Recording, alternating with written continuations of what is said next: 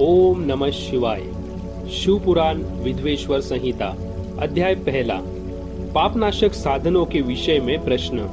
जो आदि से लेकर अंत में है, नित्य मंगलमय है, जो आत्मा के स्वरूप को प्रकाशित करने वाले हैं, जिनके 5 मुख है और जो खेल खेल में जगत की रचना, पालन और संहार तथा अनुग्रह एवं तिरोभाव रूप 5 प्रबल कर्म करते हैं, उन सर्वश्रेष्ठ अजर अमर उमापति भगवान शंकर का मैं मन ही मन चिंतन करता हूँ।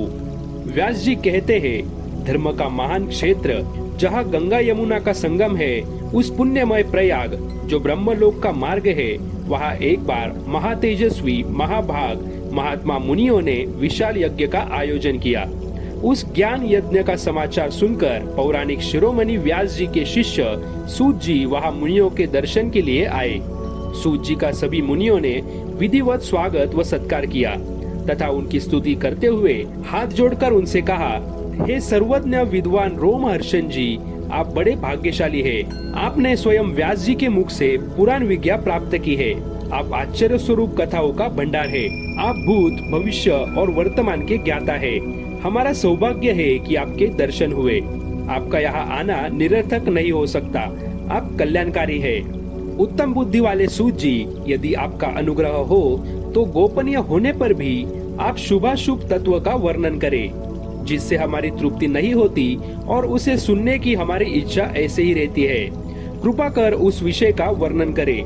घोर कलयुग आने पर मनुष्य पुण्य कर्म से दूर होकर दुराचार में फंस जाएंगे, दूसरों की बुराई करेंगे, पराई स्त्रियों के प्रति आसक्त होंगे, हिंसा करेंगे, मूर्ख, नास्तिक और पशु बुद्धि हो जाएंगे। सूत जी, कलयुग में वेद प्रतिपादित वर्ण आश्रम व्यवस्था नष्ट हो जाएगी। प्रत्येक वर्ण और आश्रम में रहने वाले अपने अपने धर्मों के आचरण का परित्याग कर विपरीत आचरण करने में सुख प्राप्त करेंगे। इस सामाजिक वर्ण संकरता से लोगों का पतन होगा, परिवार टूट जाएंगे, समाज बिखर जाएगा। प्राकृतिक आपदाओं से जगह जगह लोगों की मृत्यु होगी, धन का क्षय होगा, स्वार्थ और लोभ की प्रवृत्ति बढ़ जाएगी। ब्राह्मण लोभी हो जाएंगे और वेद बेचकर धन प्राप्त करेंगे। मद से मोहित होकर दूसरों को ठगेंगे, पूजा पाठ नहीं करेंगे और ब्रह्म ज्ञान से शून्य होंगे। क्षत्रिय अपने धर्मों को त्याग कर कुसंगी, पापी और व्याभिचारी हो जाएंगे। शौर्य से रहित हो वे शूद्रों जैसा व्यवहार करेंगे और काम के अधीन हो जाएंगे।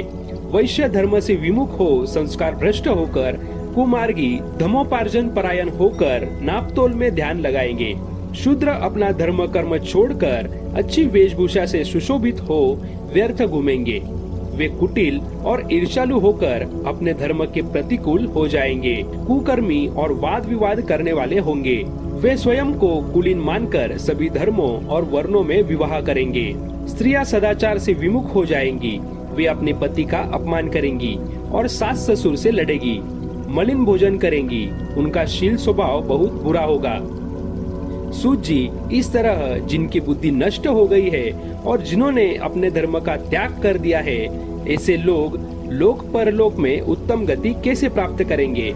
इस चिंता से हम सभी व्याकुल हैं। परोपकार के समान कोई धर्म नहीं है। इस धर्म का पालन करने वाला दूसरों को सुखी करता हुआ स्वयं भी प्रसन्नता अनुभव करता है। यह भावना यदि निष्काम हो तो कर्ता का हृदय शुद्ध करते हुए उसे परम गति प्रदान करती है। हे महामुने, आप समस्त सिद्धांतों के ज्ञाता है। कृपा कर कोई ऐसा उपाय बताइए जिससे इन सब के पापों का तत्काल नाश हो। व्यास जी कहते हैं, उन श्रेष्ठ मुनियों की यह बात सुनकर सूत जी मन ही मन परम श्रेष्ठ भगवान शंकर का स्मरण करके उनसे इस प्रकार बोले,